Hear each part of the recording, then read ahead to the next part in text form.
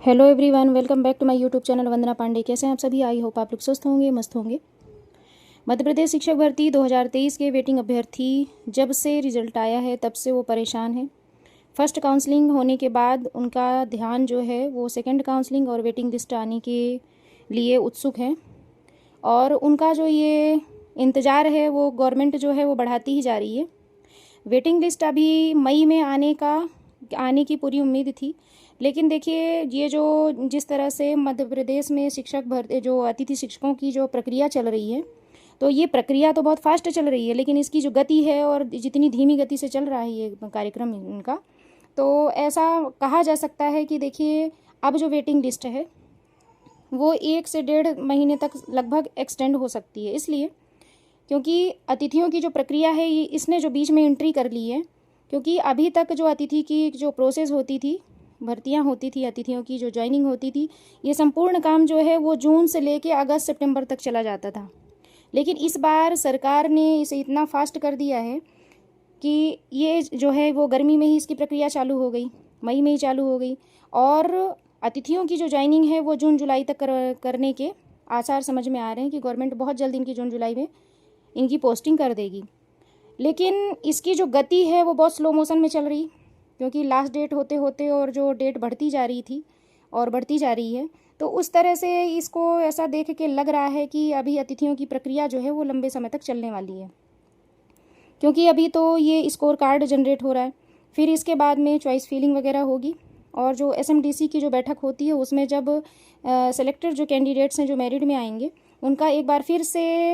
Documents verification होगा school level पे, तब कहीं उन्हें ज्वाइनिंग मिलेगी। और ये जो प्रोसेस है ये होते होते लगभग 1 से 1.5 महीने लगभग लग जाएंगे। तो इस बीच पे ऐसा समझ में आ रहा है कि गवर्नमेंट जो है इस बीच पे वेटिंग शिक्षकों की जो वेटिंग लिस्ट है वो नहीं निकालेगी। इसलिए क्योंकि दोनों काम एक साथ नहीं हो सकते, क्योंकि यदि वेटिंग लिस्ट क्लियर कर दी, जो वेटिंग अभ्यर्थी हैं उनकी वेटिंग लिस्ट क्लियर कर दी और सेकंड काउंसलिंग यदि होने लगी, तो उनकी ज्वाइनिंग और अतिथियों की जो ज्वाइनिंग है वो एक साथ नहीं हो सकती है। क्योंकि ये सभी को पता है कि जिस रिक्त पद पे अतिथियों की भर्ती होती है वहाँ पर यदि नियमित शिक्षक आ गए तो फिर अतिथियों की भर्ती वहाँ पर नहीं होगी। तो ये जो प्रक्रिया है, इतना तो आपकी भी समझ में आ रहा होगा कि ये जो प्रक्रिया है वो एक साथ नहीं चल सकती है, क्योंकि अतिथियों की भी भर्ती उसी जगह पर, रिक्त पदों पर उसी जगह पे नियमित शिक्षक जो आ जाएंगे, तो ऐसा नहीं है कि अतिथि जो है वो एक दिन करके और बाहर हो जाएंगे, ऐसा नहीं है। तो इसीलिए सरकार का प्रयास, जहाँ तक है ये जो नियमावली चल रही है इसको देखते हुए ऐसा कयास लगाया जा सकता है कि अतिथियों की पहले पोस्टिंग होगी और फिर इसके बाद में हो सकता है कि 1.5-2-3 महीने तक वेटिंग लिस्ट आने के आसार समझ में आ रहे हैं। अभी नहीं समझ में आ रहा, क्योंकि ये तो डन है कि अतिथियों के साथ में नहीं होगी प्रोसेस। अब रही बात वेटिंग क्लियर होने की और वेटिंग लिस्ट आने की और सेकंड काउंसलिंग की, तो इतना तो आप नोट करके रख लें कि वेटिंग लिस्ट क्लियर होगी, सेकंड काउंसलिंग भी होगी,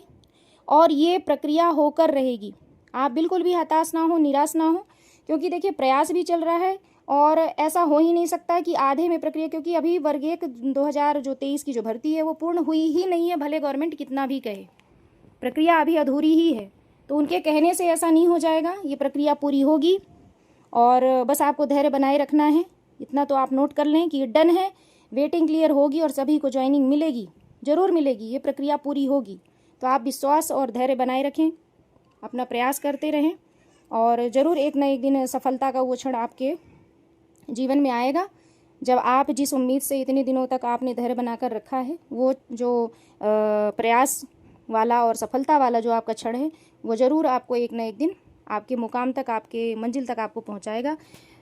इसी शुभकामनाओं के साथ में, यदि आपको वीडियो अच्छा लगा हो तो इसे लाइक करें, शेयर करें, सब्सक्राइब जरूर करें। Thank you for watching.